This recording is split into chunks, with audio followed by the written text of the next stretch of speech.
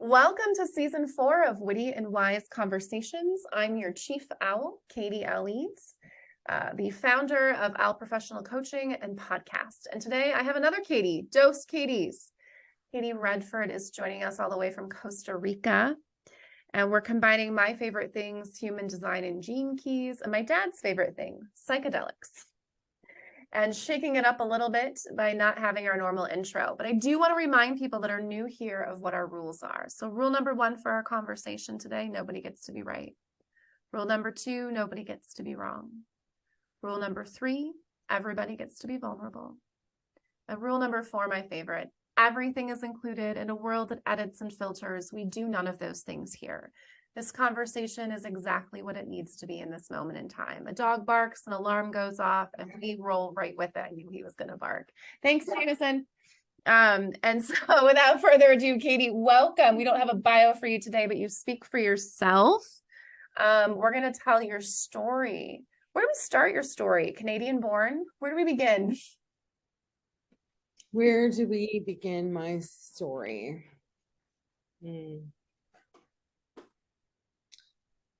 That's a really good question.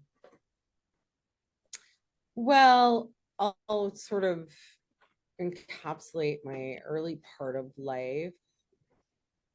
Middle-class family, oldest of 2, only by 11 months. So we're, these Irish twins with this love-hate relationship. I love her. So yeah, I was born and raised in Edmonton, Alberta, Canada. Bumped into life a lot in my early years. In my 20s, I moved a little bit south to Calgary, which just aesthetically was like so pleasing to me, seeing the mountains every day.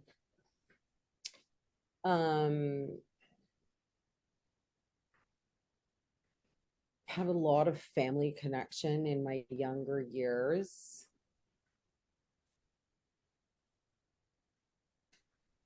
Lost my mom when I was 29. That was really a thing. And then I bumped into some hard drugs for a number of years. What kind of hard drugs? Cocaine, lots of it. In various forms. A couple stints in and out of rehab. Couldn't do the 12 steps. That just didn't work for me. Way too many. Dude, I like 3. Tell me what they are again. Allow. You don't have to accept it, but you got to allow it. I'm allowing that I cannot drink or do cocaine, whatever it is. Allow it. I can wake up every day angry about it, but I must allow it to happen. Then I'll get to acceptance. So maybe around the 21 to 30 day mark, this feels nice. And then maybe not. But accepting that this will be the normal. And then if you have a slip up, you accept that you won't do it again instead of having to go back to the, get the shit all over.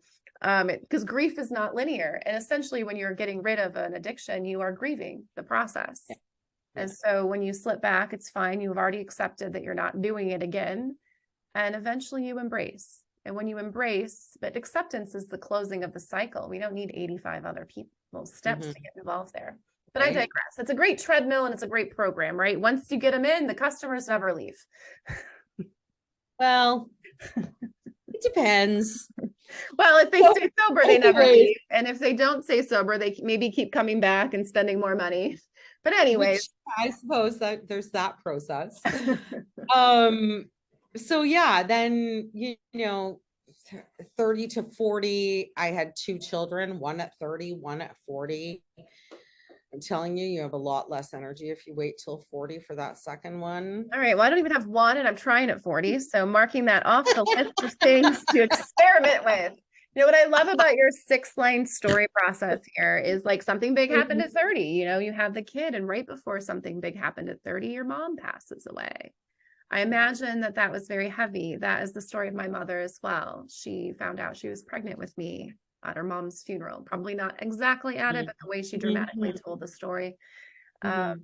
And so now you're grieving a loss of a parent, perhaps unpack, as I've grieved a loss of my mother as well. There's also a rewriting of your childhood story. But you don't have time for that because you're a mom. Because now I'm a mom. Wow. Yeah, that's been quite a ride, quite a journey, and I've learned so much through them. And then my second one came along at 40. And true to my 4-6, I changed jobs probably as often as my knickers, but it was all experiential learning. Yeah.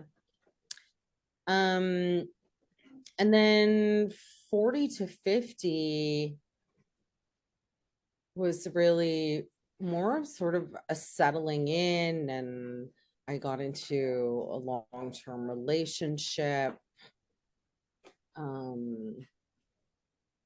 became a grandmother of Irish twins. And at 47, my grandfather, my last living grandparent,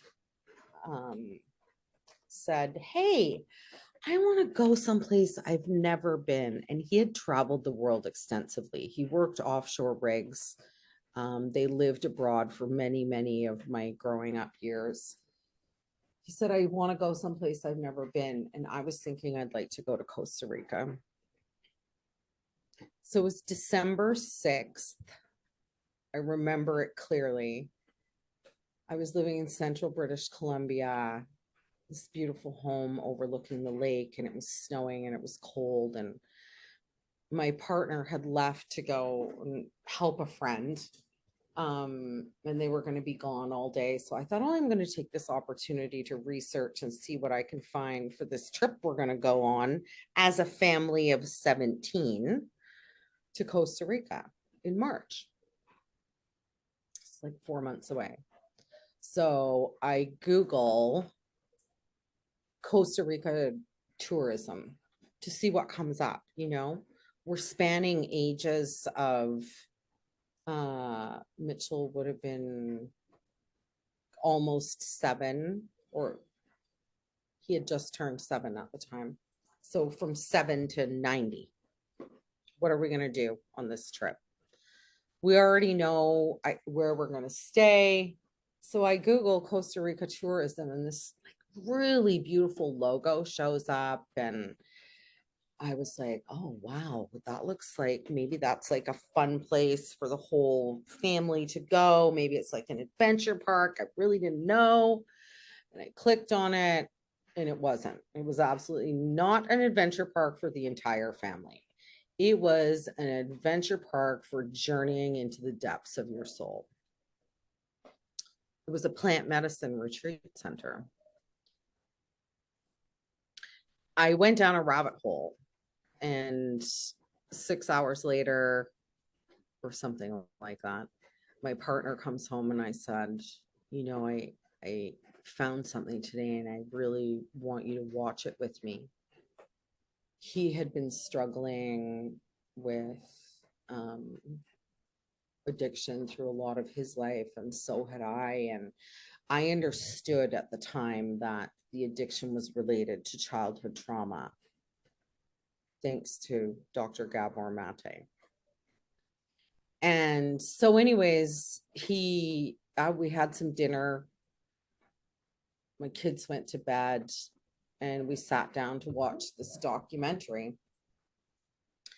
And a week later, we both had trips booked separately because I had kids at home. Somebody needed to be home with the kids. And some retreat centers say, oh, don't go with your partner your first time. And, anyways, all the things. So in January, like 6 weeks later, my partner came to Costa Rica, did a week-long experience. He was home for a week, and then I left and came and did a week-long experience. And it blew the doors off of everything we thought we knew about who we were and why this and why that, and how to heal. And there started the journey of healing through the world of plant medicine, ayahuasca specifically in the beginning. And then, we were in and out of different spaces of medicine, still maintaining our 3D world. We had a business, a seasonal business, that kept us really busy for about 6 months of the year. And then we had the winter off. So we were spending time going away doing plant medicine and then supporting family members, finding, spaces and the right medicines for the right things. Opioid addiction, for instance, was something that one family member had been experiencing. And I just went into like full on research mode and found ibogaine, which is an alkaloid that comes from the iboga root, which is from Africa. And ibogaine is actually, I'm not sure about in the United States. I feel like there is, but I don't want to speak to that. In Canada, the use of ibogaine therapeutically to break the addiction to opioids is legal. And it's a detox process that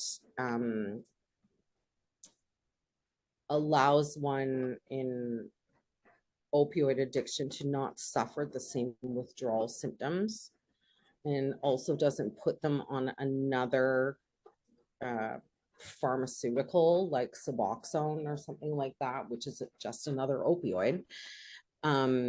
It actually breaks and cleans the addiction. And then from there, a person can go on to iboga and really clean up the back end, the deep rooted traumas. Anyway, the business that we had was wonderful and vibrant and fun, but part of the business was alcohol sales. And that was a real challenge for my partner because this was the addiction he was trying to break. And we just didn't feel resonant there anymore. It was so many things started to open up in plant medicine. Being one with nature and, really being conscious. And part of the business was fuel sales on a lake. This big, beautiful, clean lake system, just full of boats burning fuel all day long. Just things just started to like not feel in alignment anymore. So we put the business on the market, and it took a little while, and the business sold, and we moved to Costa Rica. We didn't really know what we were going to do here. We had a friend with a space that we could stay in for a little while. So we stayed at his place for a couple of months, and then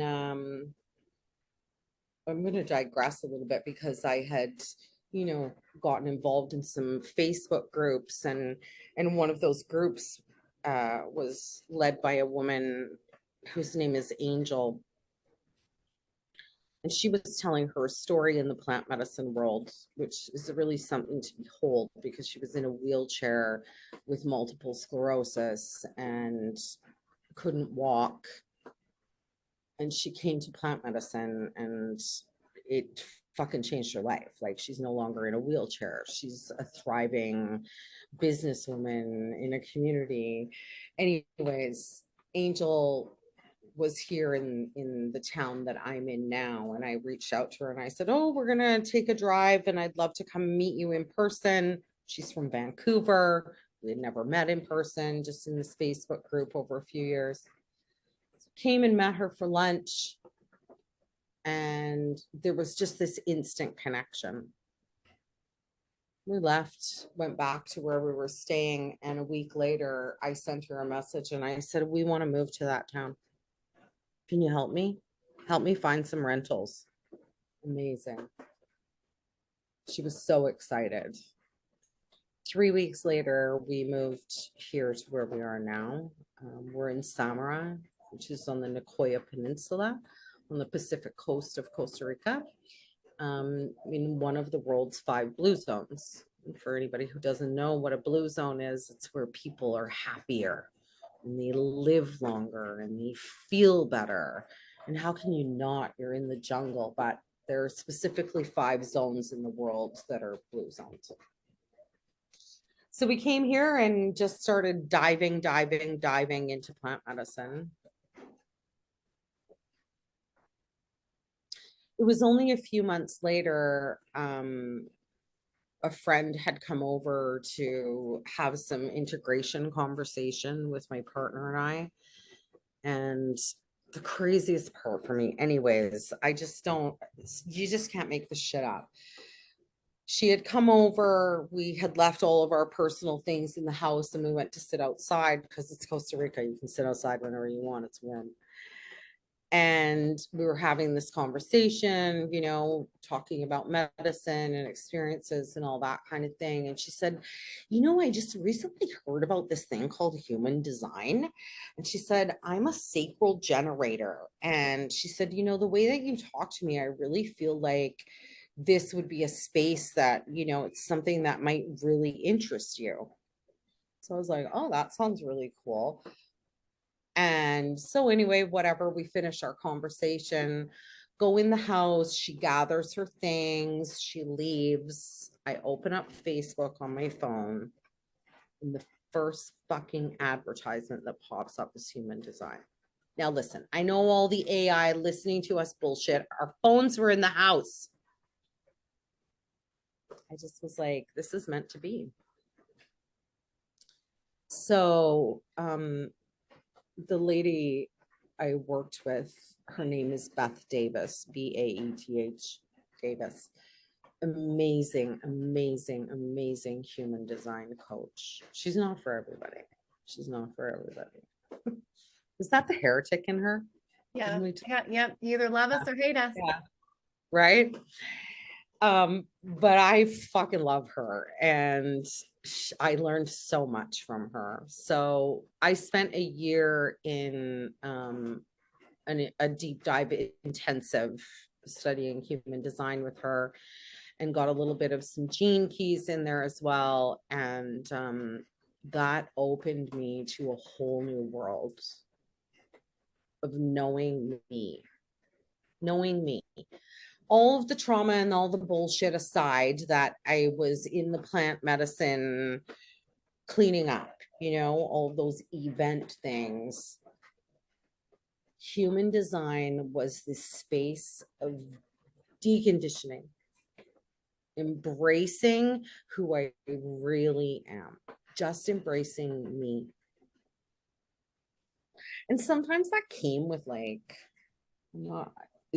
I'm not gonna lie, it came with some shame. And those were some difficult spaces to move through. Because I remember growing up and saying, oh, I'm never going to be like my mother.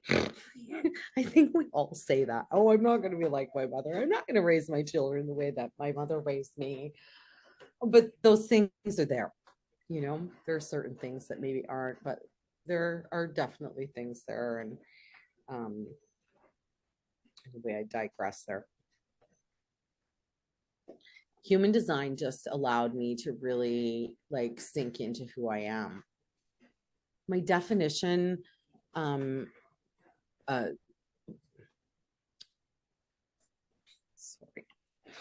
My environment is kitchens. Yeah. I'm a kitchen party girl. I love to sit at Starbucks and work because I feel really creative. All of these things, I couldn't work in a separate room in my house. I had to be at my kitchen table. It's I'm a kitchen as well. Do things. I'm a wet kitchen. You're Yeah. right. You should be here and I should be there. This isn't the best environment for me because I'm dry, but I try to get out of You here in know the what's rainy funny though? season. My partner's a wet kitchen, and this guy, before he knew anything about, he doesn't really get into it like I do, but he had to have a humidifier in every flippin' room. So like he's more sensitive to it, and so he's Mhm. always naturally been putting water into our air. But he's a kitchens person as well. We were moving. Our main requirement was we wanted a gas stove, and I know that sounds ridiculous, but that was our like requirement. We wanted a really nice Mhm. gas stove. Mhm. Mhm. And I've always done my homework at the kitchen table. If I Yeah. take my computer and sit at the kitchen table, different things happen than when I sit here. Yes. And I wanted an office that I'm in the den. So like right off my office is the kitchen. And I wanted, Mhm. like, I had that vision in my head as well. And I was before I knew about kitchens as well. So yeah, that environment's real. The environment thing and the determination has changed my life because my Mm, determination is cold. And I went through so much of my life. Oh, eat your food before it gets cold, shoveling hot food in and not understanding why I couldn't cognitively process a fucking thing. And like the lethargy would sit in. You think you get turkey coma after having Thanksgiving dinner? Try being a cold determination and being forced to eat hot food. It's like having turkey coma every day, all day long. I was so grateful to learn that my determination was cold. yeah. Mine is And mine's low sound, and that also is super important for me. yeah.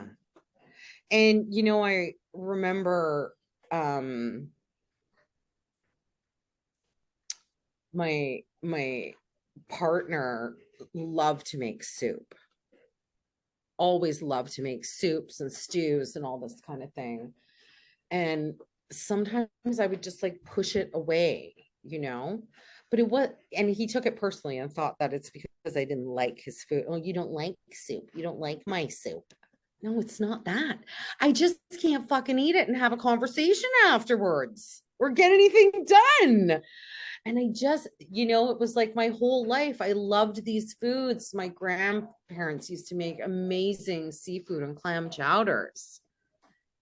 And it was just really challenging for me to go and be in that environment and, not go like this after dinner and just like fall on the couch.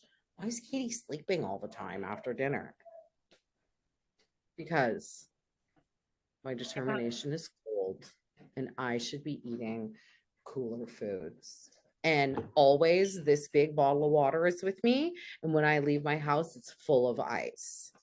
It's the colder, the better. Like, even my environment, because it's not just about the food. I live here in Costa Rica. It's challenging for me to go out for dinner because the environment is warm, and having a cold determination means that my digestive system already runs hot.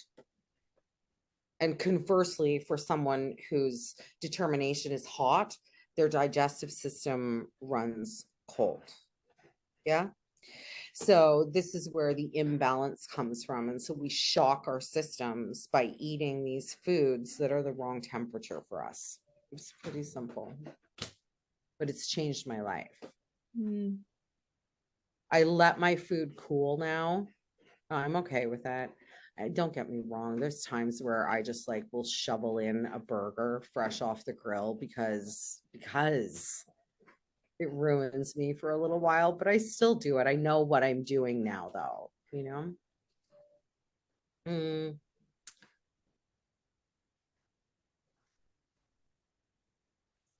Um, we talked a little bit already about quad right, but that's really been a big thing for me is understanding just being in flow.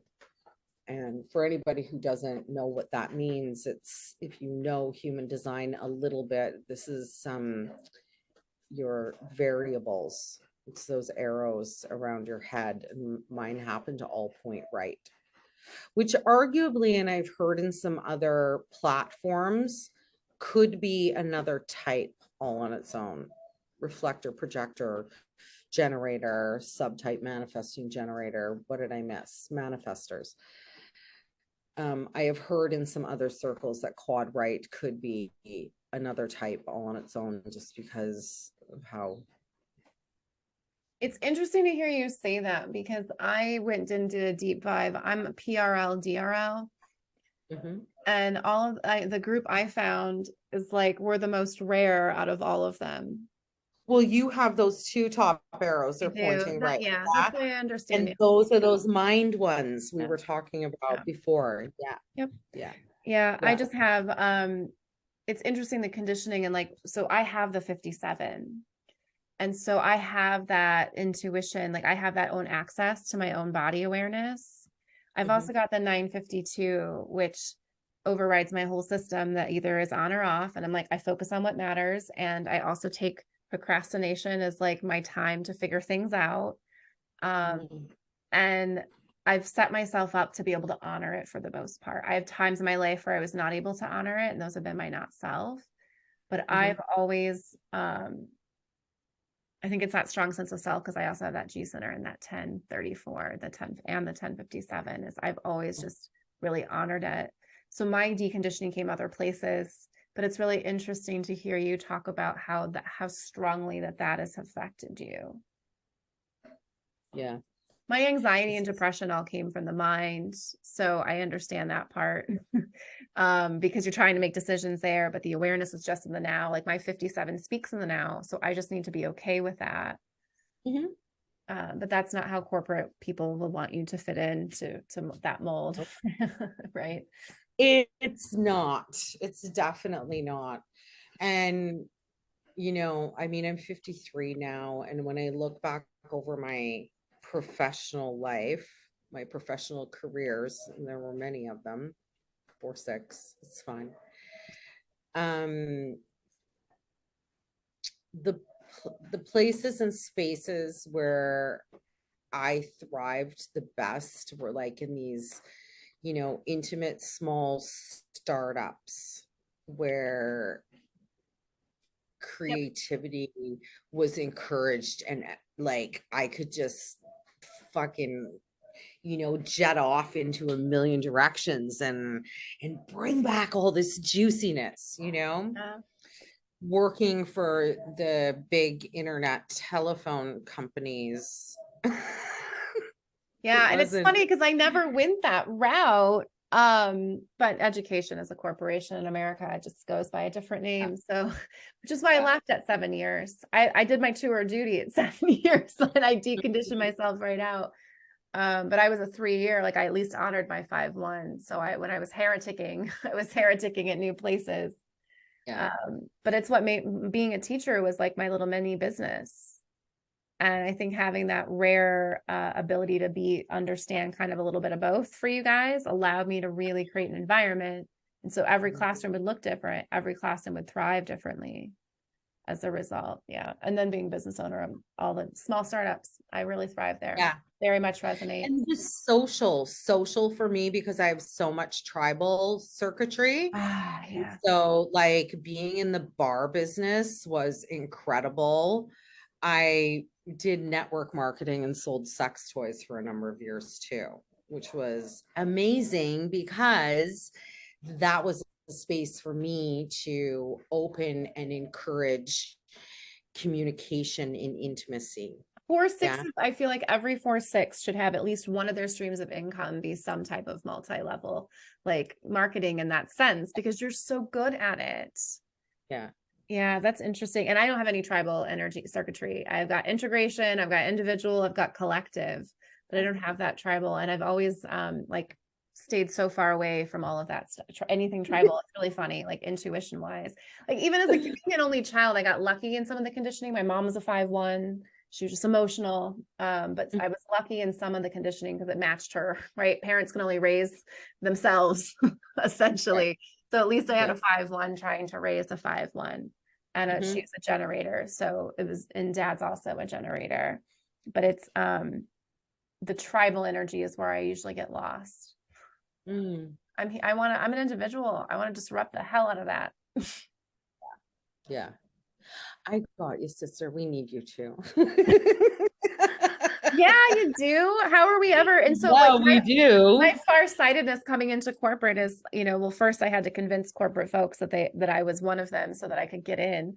And then, but now that Yeah. I'm in, I also have this beautiful part of I haven't been a part of the system. And so I really know how to fix it because I'm farsighted. What broke it isn't fixing anything. I'm not fixing corporate systems. I'm helping the individuals. No. And then like you talk about with deconditioning and but Yeah. also helping people navigate the difficult conversations and all the bullshit that corporate requires. Um, but I'm the finger in the pie. I'm here to disrupt the tribe. The tribe doesn't Yeah. always like that. Yeah. And man, does it hurt when y'all reject us. Yeah. I'm over it. I'm getting over it. Every time I'm like, water off a duck's back, Katie, water off a duck's back.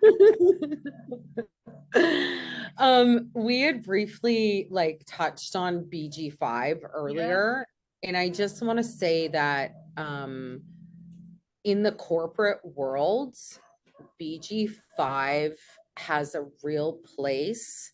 It takes human design and languages it in a way that you can approach the director of human resources. Mm. In human design, I am a manifesting generator. In BG5, they call me an express builder. The language is a little, yeah. And so it is in many respects relanguaged the entirety of human design. And it is an arm of the Jovian archive, which houses human design. So Mhm. they also, it's, yeah, All BG5. right. So this is my third time hearing about it in my Mhm. sphere. So clearly an opportunity to take a look at it. You know what I Well, sister, I have a sense that it could really open some different doors.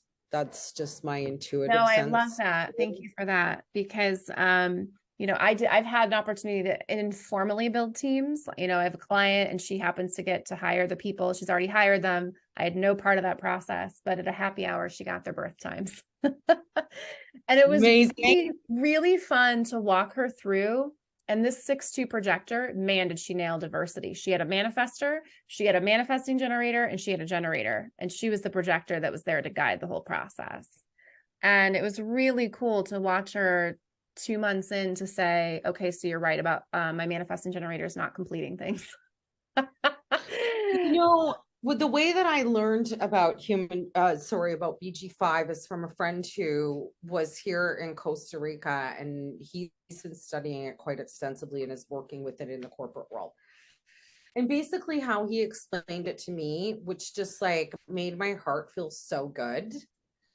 He said, what we do is we go into these organizations, we run a BG5 for everyone, and then we sit down and we have conversations with them and we say, hey, listen, I know you've been working in procurement, for instance, for like the last 7 years. But looking at your BG5 chart, you really have a skill set for, I don't know, warehouse manager, or you have a skill set here, you have a skill set there. And nobody's going to be in trouble here, but like, where would you feel best? And doing this reorg space, because, you Oh, know, you just made my heart have a moment there because I call myself the reorg whisperer, but that's just because I'm with helping people whisper their way through it. I love well, the idea of a reorg by design. yeah, yeah. And Yeah. so you can take the entire organization and really look at the people as individuals and say, we know you've been pigeonholed over here because you took accounting in school. I'm really good with numbers, okay? But I fucking hate doing it. And I don't want to do it anymore. I went to school, I did some education for accounting. I worked in it for a while. It does not excite me at all. I don't want to do it. I don't even want to do it for my own business. I hire somebody else because if I don't like what I'm doing, I shouldn't be doing it. So BG5 is this space that allows as long as you can sell it up here, it allows it to filter out and do that reorg thing that is just like, then what happens? Then the business just thrives because everybody's doing what they love. Well, and I actually don't care about the business thriving. That's part of why I'm hereticking my way the way I'm doing it. I care about humans thriving. And I love what you're saying in the reorg, though. I mean, it all works together, right? This particular woman, what was so fun about that is because I got to just combine the executive coaching skill with just a deep knowledge of who this human is. I'm like, well, this person's a 1-3. To ask him on a 1 to 10 how confident he is in this area. And like, I was right. His one line thought he needed to get better at this thing. And he's like, and she's like, no, actually, you're an expert there. I need you to get better at this, this, this, and this. He's like, oh, okay, great. And then she's like, Katie, overnight, she's like, he just started doing it. I'm like, yeah, that's a manifesting generator. And a 1-3 that feels very like, you know, so even onboarding. So that was my little experiment, was just onboarding, like, hey, here's who you've hired. And to be honest, a 6-2 projector hiring people is going to just naturally be really good at identifying the right people. She had a manifestor that was in the right role. She had a generator that was there to help close the loop. She didn't know any of that, right? With the hiring. That's what's so fun about this process. But what, well, it's like Myers-Briggs profiling, really. When you and so I wonder if I have an issue with that, though. I don't know. I have to think about my moral conscience. Am I here to, you know, uplift the spiritual community and humanity, or am I here to uplift the way corporate works? I can't decide. Maybe it's a little bit of both, and that's okay. That sounds very heretic of me. I love that. I want to know a few more things about your, you know, your plant medicine, your wealth of knowledge in it. And plant medicine and psychedelics have a very interesting relationship in the United States where I live. And I'd love to hear from you on just some of the deconditioning that you just get to witness, you know, share a little bit about how you've seen plant medicine really make an impact in people's lives. And if for people that are scared, what do they need to know to be, you know, fear is just something we don't know. Yeah. So those are really, really good questions. The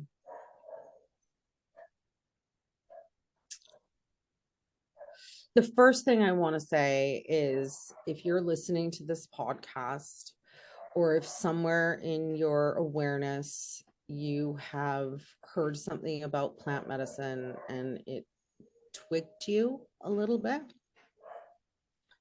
in the plant medicine world, we call that a call.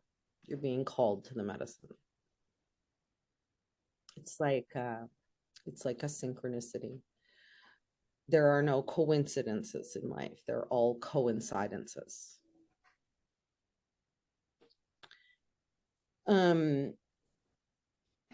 It's a beautiful space on many levels.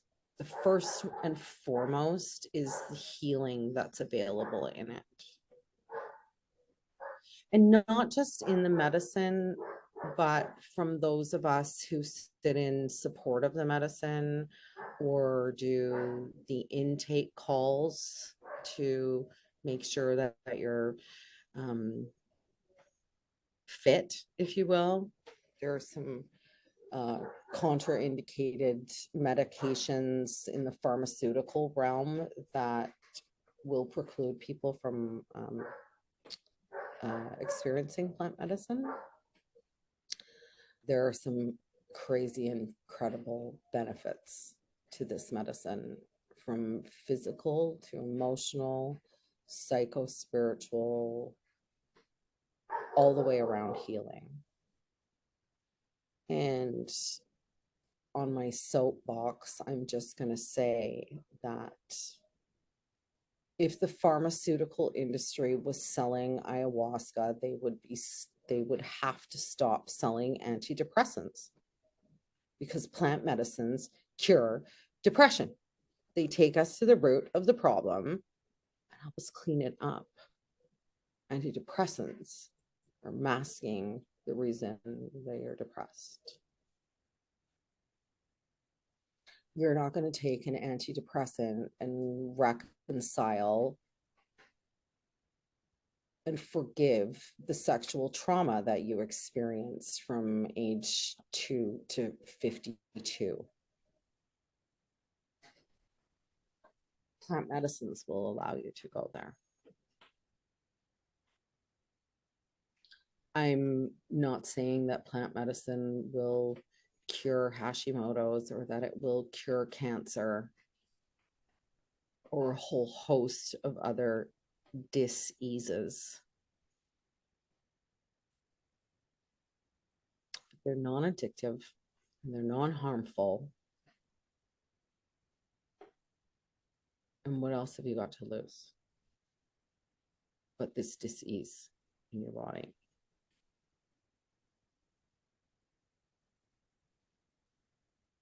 I've been weaving human design and the gene keys in the plant medicine world.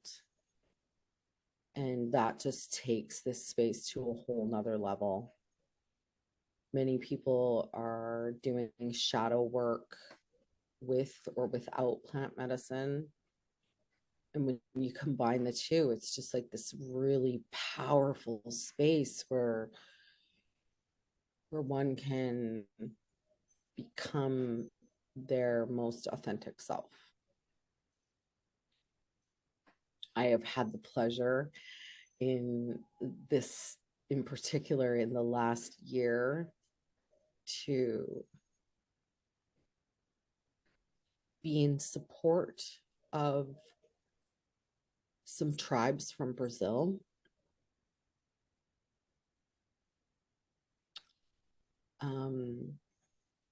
And they've become like family to me, like the family I grew up with never was, but I always wanted them to be. There is a space of compassion and love, understanding in this community that hands down doesn't exist anywhere else. Because sometimes in ceremony, we're crying and it sounds like the suffering of humanity is coming out, or we're over a bucket purging out dense energies that have been stuck in our bodies for a long time, or we're laughing at the insanity of some of the bullshit antics that we have pulled in our lives. We're finding forgiveness and we're doing it together. I just wrote to somebody the other day and I said, you know, if we were meant to be alone in this life, we wouldn't be on this rock with billions of other people. So let's stop the fucking games of division and create unity. And plant medicine does that. Plant medicine creates unity because in it, there's so much love. The medicines show us love. They're medicines. They've been coming from the jungle. Where do you think all the pharmaceuticals came from? They're synthetics of things from the jungle. Why don't we just go back to the root and work with those? And for those that have an open spleen in human design, we know the pharmaceuticals are going to be particularly harsh for them. It's such an important understanding. And I would say 9 times out of 10, the 10th time it's someone that says, oh, I don't, they're open spleen. They're like, oh no, I don't actually do pharmaceuticals anyways. But the other 9 out of 10 will say, oh yeah. And they'll describe, a couple of them are getting ADHD medicine and they can't find the right one, or they tried this depressant and they couldn't find the right one. I'm like, so there isn't going to be a right one. Your body doesn't handle pharmaceuticals. And when I tell them that, except for the ones that are fighting cancers and tumors, they're like, oh, I should thank you for that because I've been trying 6 medicines. I will just stop now. That's literally their response. Like they already know this to be true, but to be able to just tell someone, yeah, this is what it shows. They're like, you know what? I'm done. I'm not going to try that anymore. It's very powerful to know that. And then I talk about, well, what's your natural ADHD medicine? And for me, natural ADHD medicine is just like going with my flow. Right. And I schedule morning meetings so that and I'm on Zoom. So I'm always on time usually, but if I'm not, it's a minute. There's Mhm. all these, if I host a party once a month, my house will be clean because I always clean up for the party. Procrastination, deadlines, right? Like these are natural Adderalls that we can use for ourselves. Right? When you know the way your Absolutely. water flows, then you Yeah. can just flow that way. And so pharmaceuticals in particular, 45% of us roughly are not meant to flow with the synthetic medicine.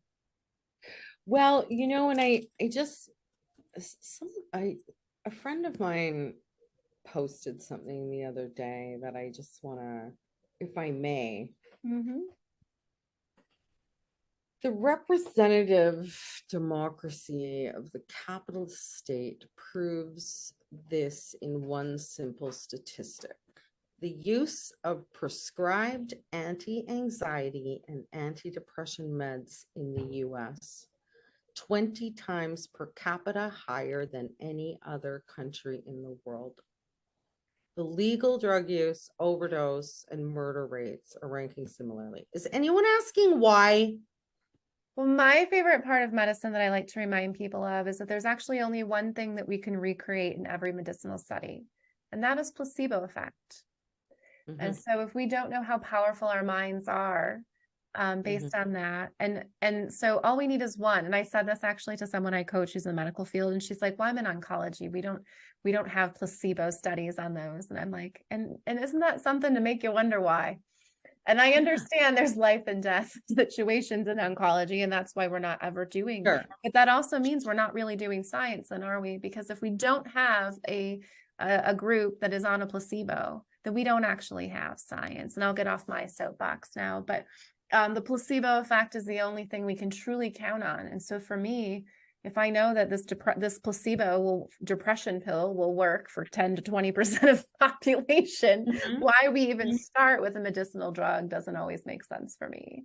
And whether human design and plant medicine is a placebo effect or a real effect, it doesn't really matter, people. What we know is that it works for a lot of humans, and experimentation is my favorite part of science. And I am not someone that's ever been called to plants. And I Mhm. imagine that perhaps that's why my one experience didn't go super well, is that I was just like, oh, I guess, okay, it's pandemic. I've lost my job. What do I have? Like, let's just do something different. I've never really Yeah, felt called to it, interestingly enough. I'm surrounded by people that have, yeah. and I'm an advocate. I guess there's one plant I've been called for, I guess. Marijuana is a plant that Yeah. helped me sleep when I was only getting 4 hours of sleep a night because my adrenals were shot. It's definitely And something that's been great for anxiety. cannabis is an amazing, amazing medicine. And my growing up years, the cannabis was, well, it was quite different. And, Yes. I mean, cocaine was different too, hash, oil, whatever. Anyways, it was a long time ago. When we work with that medicine intentionally, cannabis, Santa Maria, that medicine takes us into our pain body, physical, emotional, spiritual. And it has an incredible rooting out effect because it can take you right there. I Mhm. highly recommend being supported in the space by somebody who either does body work or somatic work, um, because it can be really deep and intense. This is the thing about medicine. When we use it with intention, it has a whole different effect than when we just pick up a joint because we want to go to sleep. When Absolutely. we take that medicine before we go to sleep, we can ask the medicine to show us why we're not sleeping well. Yeah. That was a time in my life where it was plant medicine or it was NyQuil. Like something was going to have to Yeah, match. yeah, fair. I'm just saying it's that intention space, right? Like it changes it. I mean, Does, and I sleep like a baby now. But I right? cleared out all the things in my life that were causing that. And that does make a difference. Where can people connect with you personally? And where can people, and also the work that you're doing, is there a place where people could go to get supported? Yeah, 100%. Um, so to connect with me personally, My email is Katie, Katie, at thesleepyphoenix.com. My incarnation cross in human design is the right angle cross of the sleeping phoenix. And I don't feel like I'm sleeping anymore. I'm a little bit sleepy. I'm starting to wake up. That's where the sleepy phoenix came from. So I support a few different centers here in Costa Rica. You can definitely reach out to me at my email address, and I would be happy to walk anyone through the process of, investigation or doing intake, depending on what resonates for you. I'm in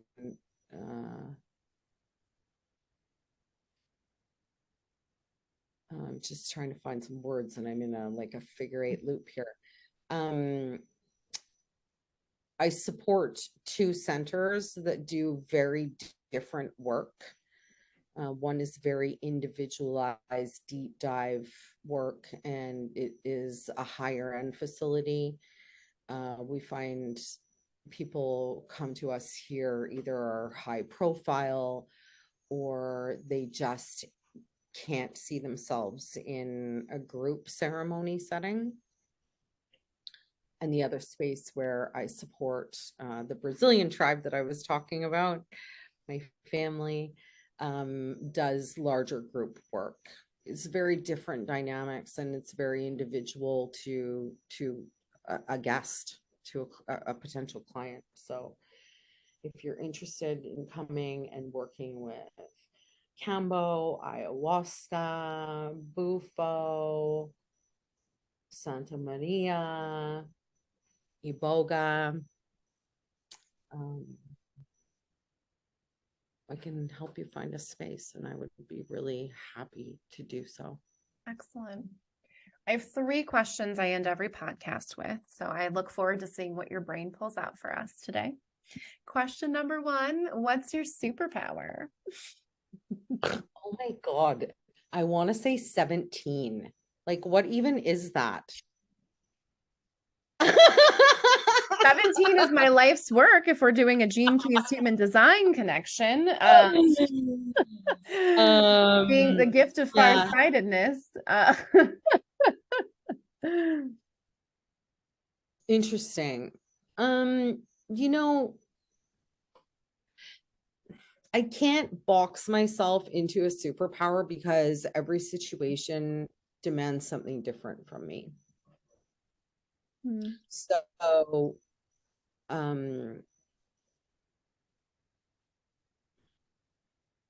yeah, I don't know. 17. I'm stuck on 17. I don't know. All knowing. I mean, that's what the 17 gene key is. My superpower is being all knowing. I Not never from an arrogant space, but you know what? I know a lot about a lot of things, and that part of that is the Dewey Decimal System. Yeah. Well, the all-knowing is the falcon, that, and as soon as the hood is ripped off, it immediately knows where to go. The all-knowing is that you don't know, which is why you know.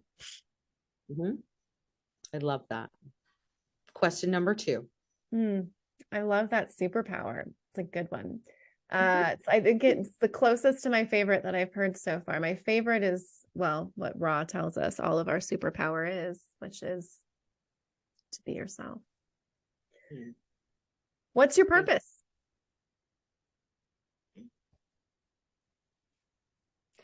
My purpose is in connection. Yeah. There's your tribal energy right there. And your 4-6. And my last question, my favorite question I always ask, what's next for you? I know it's your favorite to ask. That's so crazy too, because, I had this conversation with someone earlier about, what's my 5-year plan? What's next for me? Man plans, God laughs. Really, the truth is I'm just in the flow.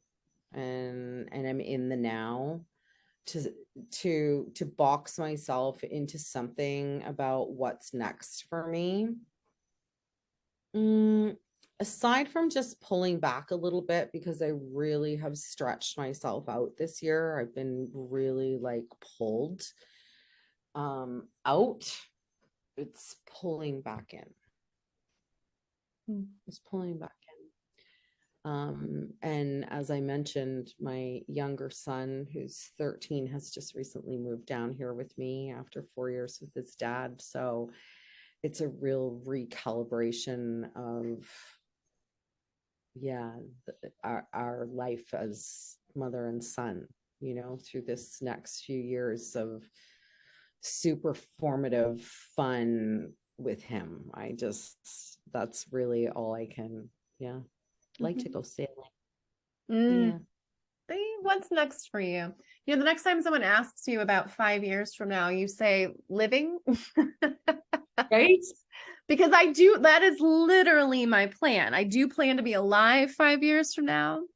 And what's next? Yeah, I love it. I love this question for you. Oh, great.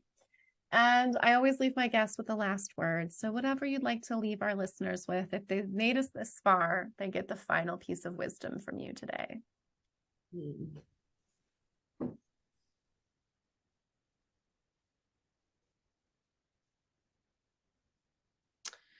May you find what lights your heart and keep that flame burning.